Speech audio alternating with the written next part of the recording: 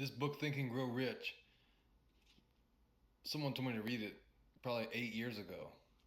And I got it, I read it, and I was like, that sounds stupid. Think and grow rich? How can anyone think and grow rich? But I read it, took notes on it, got a journal. Never had a journal before, but I started journaling from the book. I just started taking notes. And I kept taking notes and mapping out my day and I started meditating, doing different things, but I didn't see any results. And I eventually just kind of fell back into the same patterns, the same things I was doing. I kept doing them over and over and over. I started meditating for a little while, and then I fell off meditating. I didn't meditate for a long time. I still have the pads where I would write down what I did every day. I started dieting good, exercising daily, but I would always fall back into the same old patterns. Well, about 2 years ago on YouTube, this video popped up, and it was from Bob Proctor. I don't really know what the title was, but Bob Proctor, come to find out, had studied the book Think and Grow Rich every day for like 50 some years. And before I found that video, I had started listening to Think and Grow Rich every day at work for 8 hours straight. I had Think and Grow Rich playing. Every day I would listen to that book all the way through. And then maybe sometimes I would listen to it twice a day. Well, I didn't know what I was doing. And it ended up changing everything I did in my life. And I would still fall off for a couple of months and not do anything because that was my pattern. I didn't know what I was doing. I knew I could do more with my life, but I didn't know what to do. I didn't know what to do. Well, I kept buying more and more books about how the mind works. That was my biggest focus, was how your thoughts create reality. Well, in that video, the first thing Bob Proctor said was, we're only limited by weakness of attention and poverty of imagination. And I would watch that video a couple times a day. I was doing an hour of cardio, so I'd go to the gym and I'd listen to that video over and over and over and over. And I really didn't know what I was doing. But something inside of me just felt like this is what I need to do. Listen to these things over and over and over again. And it was creating something in me that I had no idea was doing. Because I just loved it. I loved the mindset. And I like to go to the gym. I always wanted to be a bodybuilder, but I would put in a little effort and then fall off. Put in a little effort and then fall off. I couldn't make any results because ultimately, like Bob Proctor said, our only limits are weakness of attention and poverty of imagination. And attention is the ability to focus on one idea long enough to see some results from it. Weakness of attention. Okay, I started there. I can't focus on anything. So I tried to improve my focusing skills. I tried to work on concentrated effort. So concentrate on this one thing for an hour. See if you can do that. See if you can focus on one thing for 1 hour consistently for that hour. And as I tried to do that, I realized it was very hard. I'd never worked on that before. It's funny how much you can get done when you concentrate all of your effort on one thing, no matter what that thing is. You just concentrate on it and you get massive results. So I started doing it at work, concentrating all my effort on this one task. And I noticed I would get more done in 8 hours than I would previously gotten done in 2 weeks. It's incredible. But it was built from those years of listening over and over and over, trying to look at the same thing over and over and over, but I didn't know what I was doing. But ultimately, I was putting in the reps. That's another part. You think about going and being a bodybuilder, you have to put in the reps. You don't go to the gym one time, do one set of 10 reps on the bench press and expect to become really good and go up in weight on your bench press. No, you got to go back. You got to try again. You got to add one more rep. You got to do it again. You got to go back. You got to keep going back. The reps. The reps are the biggest part of going to the gym. If you don't go to the gym and do your reps every week and have a mapped out plan of what you're going to do for the gym, there's no way you're going to see any results. But even still, I was doing that and I wasn't getting what I wanted as results. I got results, but the results were minimum. So as I continued in this, looking at the same things over and over and over, I realized that attention is a mental muscle. And if you don't use it continuously, it doesn't get stronger. It actually starts to weaken and you lose the ability to focus on something. Because we always tell ourselves, I can't remember anything, I can't focus on anything, you know, I just can't do that. Well, that's what you're reinstilling. That's your reps. Your reps are going into I can't. You can't you can't say I can't do something and expect to get results out of it. It doesn't work that way.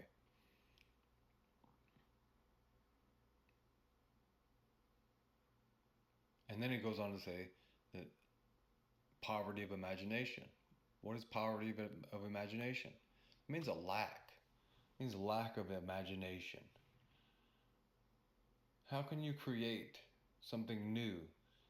Let's use the bench press example, because if you have poverty of imagination that you can bench press 400 pounds, but you go to the gym that first time and you can't even lift 100 pounds, how are you ever going to get to the 400-pound mark? You're not, because you didn't see it in your mind first. I mean, I guess you can without seeing it, but chances are very unlikely because you don't have a vision, you don't have an image in your imagination that you're working towards. So this applies to everything. If you're watching football and they have two goalposts, they know what they're working toward. Each team knows where they're trying to take the ball, and they're working hard to get there, because if they don't score points, they don't win the game. So if you don't have a goal that you're striving for your own life, you're not going to get anywhere. My goal with Think and Grow Rich and studying it over and over and over was, I guess the only thing that kept me coming back to it was it stimulated my mind. Everything is energy, and energy attracts like energy. So the more I listened and paid attention to Think and Grow Rich, I eventually attracted that video of Bob Proctor talking about weakness of attention and poverty of imagination. That just came to me. I wasn't looking for it. It just popped up and I listened to it, and I never stopped listening to it. And it changed my whole life, because I noticed it's all a mental stimulation.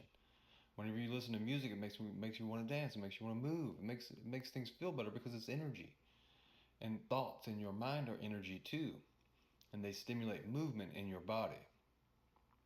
If you want to be a bodybuilder, you have an image, and you start to shape your body in that image. If you hold that image long enough,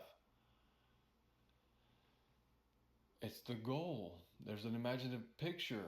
Everyone has something that they love to do, whether it's working on cars, talking to people, whether it's playing golf, whatever.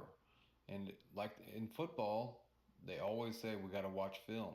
Every sport, you want to watch the film. You want to see how you're doing. You want to get a mental image of how you're doing it so that you can do it better the next time. It's the same principle with everything. But it's repetition. It's repetition of watching the films. You don't watch the film once and walk away. You watch every single one of them. You watch them multiple times, and every time you watch it, you'll see something you didn't see before, because you're putting your attention there. So you're attracting everything needed for what your goal is. It's what Think and Grow Rich talks about, but I didn't understand because I hadn't looked at it long enough. But the longer you look, just like Bob Proctor, studying it for his whole life, I'm sure he never stopped learning more and more about the subject. Just like I haven't stopped learning more and more about the subject. You never stop learning. What you look at is what you improve on. You want to go to school to be a lawyer, well, it takes a long time, but by the time you get done, you still haven't learned everything, but you know how to be a lawyer now, and you get into the field, you get in the courtroom, and you study the people, you study the process, you learn things. Every single time you should be getting better. And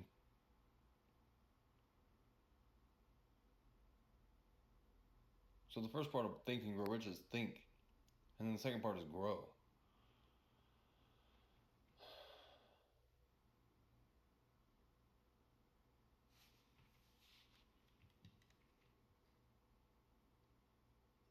To grow, That means you have to keep putting in the reps.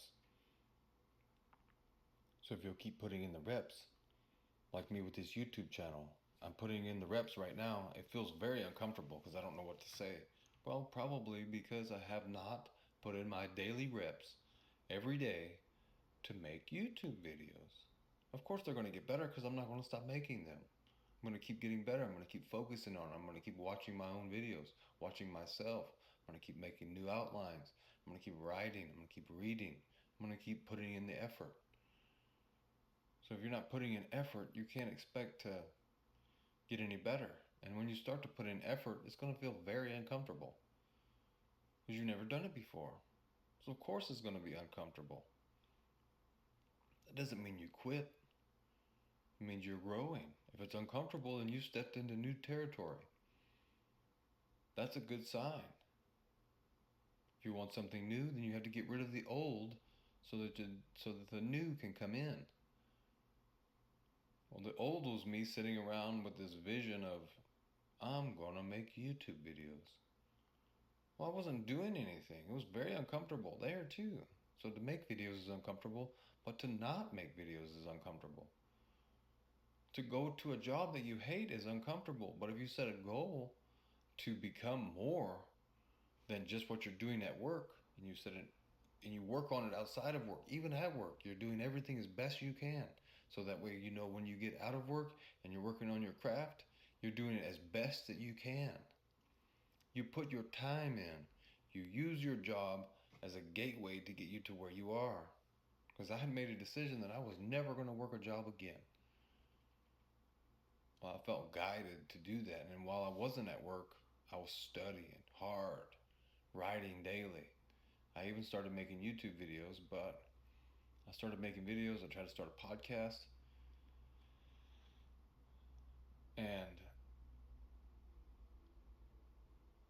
And then all of a sudden, it was time to go back to work because I seen a company that I used to work for long ago. And I had this real strong feeling. And I follow my intuition very heavily. It's called The Sixth Sense in the Think and Grow Rich book. It's one of the main points. It's toward the end, but it's one of the main points because you do have an ability, just like all the animals on the planet. Everything knows what to do when it's time to do it. That's the way they're guided. But the difference between us and the animals is we have the ability to think ideas and create things. We are creative beings.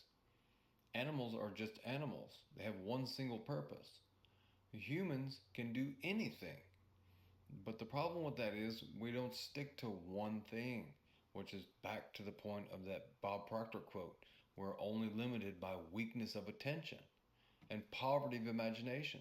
Those are the two main faculties that separate us from animals and are the biggest limits that we have because we don't know how to use them. They're not physical features. So we don't tend to put too much concentration on them, even though they're the most powerful things we can use. Our highest God-given talent is attention and imagination. Because you can create an idea, just like the Wright brothers wanted to fly. So what did they do? They focused on it and they put in work. Of course, it didn't make sense to anyone around them, but they knew in their heart that they were going to fly. They failed many times. There's a quote from Edison that said, "Vision without execution is just hallucination." And that man created so many things, but he had to fail a lot of times, but he never stopped looking at it. And he attracted new ideas from the ether because nothing is created or destroyed. God said that creation is finished. So that means everything's already here, but it's waiting for us to put it in the right order so that it can be expressed. If you'll read Think and Grow Rich, that's what the whole book talks about. But you don't get it the first read. You got to read it over and over and over. And you got to think about it. And it will attract new ideas to that thing that you're looking at. It's how any great business is created. You have an idea, you start to look at the idea, and you start to gain more and more knowledge about that idea. It's like a magnet. Whatever you're focused on, you're going to draw more of that in. And as I referenced earlier, most of the time we say we can't do something. So the more that we say we can't do something, the more we attract that thought and things that go along with that. You start becoming a lack of memory because I can't remember nothing. I can't do that. My focus is horrible. I have ADHD. I can't sit still. Well, you're reinforcing that idea. Everything you focus on will be amplified. So if you'll switch it to, I have a perfect memory. It may feel funny at first because you're not used to that. You've never said those things before. It's going to feel funny because it's going against the habitual nature of your mind. We all work by habit. Just like I said, every time I sit down to do a video, I feel very uncomfortable because it's new. I'm stepping into new territory. It's fear. I also have faith that I can make this better. So I'm going to work more towards the faith that I can do this than the fear that I can't. Because either way, I'm going to be uncomfortable. So I might as well be uncomfortable and go for what I want to go after. I know this works because the only reason I moved to Alabama 2 years ago was to help my mother. I would call her every day. And she said, I'm dying. I don't know how much time I got left. She just sounded awful. And my gut feeling said, I have to go and help her. And since I've been here for 2 years, she's gotten into the best shape of her life. She started working more. She volunteers and she's going after it. And she's making major progress. I've never seen someone grasp a hold of this idea so fast and take it so far within just, I'm talking, my mother is an incredible person. She really did blow my mind. I was scared to come and work and try to tell her these ideas because that was my program. I thought from based on what other people had said that my whole life I studied and looked at these things and everyone said, that's stupid. It's not going to ever get you anywhere. And that was because that's the way we've all been taught and told. And that's what just the normal, casual way of doing things is. Well, I never fit in with the casual, normal way of doing things. So I set out to do things the way I wanted to based off of my intuition. My gut told me this has got to be different. I can do something better. And I didn't start reading any books until I was in my early 20s. Didn't think I could because I think my grandma told me when I was a kid that I couldn't read big books. I couldn't do that. That book's too big for you. You can't read that. So that's what I thought of myself. I created that image in my mind. That's all I focused on. I thought I was incapable. And then I don't know what happened, but just in my gut, I felt I can do more. I am not incapable. So I started reading, and I never stopped reading. And I started taking notes, and I started looking at myself, asking myself questions, and asking, what do I want to do? What do I want to do? If I don't want to do construction, what do I want to do? I mean, it was very important.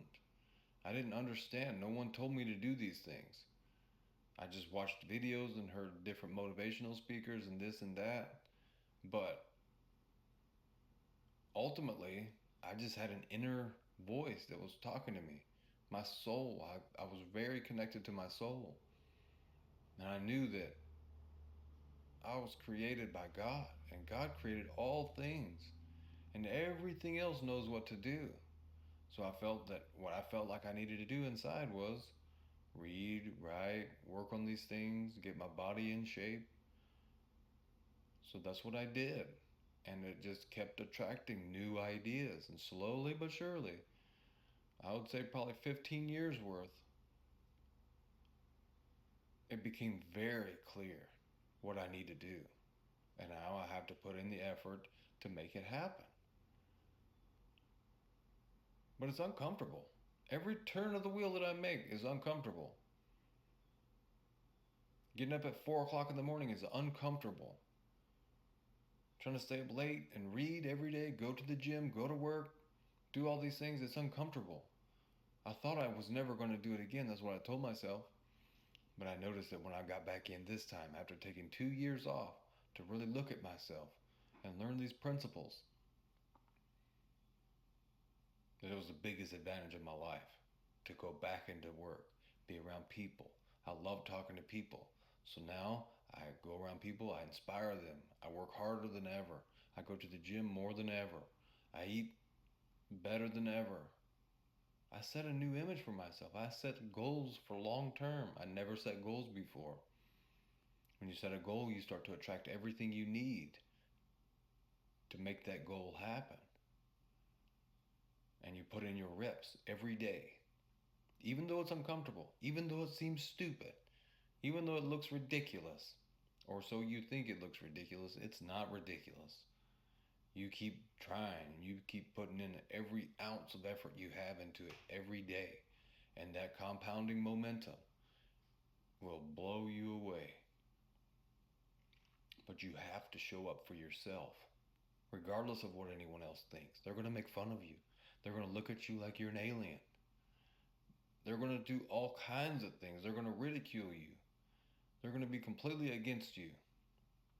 That's okay. Only you can see your vision. It only makes sense to you. Don't tell anyone else. Just go to work. No one can stop you. They can talk all they want. That doesn't mean anything. You're going to have to deal with it. Each new level that you go to, there's going to be someone, something going against you. But resistance makes you stronger. Back to the gym reference. If you didn't go to the gym and have more resistance, you kept lifting the same weight over and over and over, you're not growing. You just become used to that thing and it's comfortable. You don't want to be comfortable. If you're comfortable, you're not growing. This is very important. I know this video is kind of hit and miss. It's all over the place. This is my daily reps. Every day I will get better. We're going to keep going.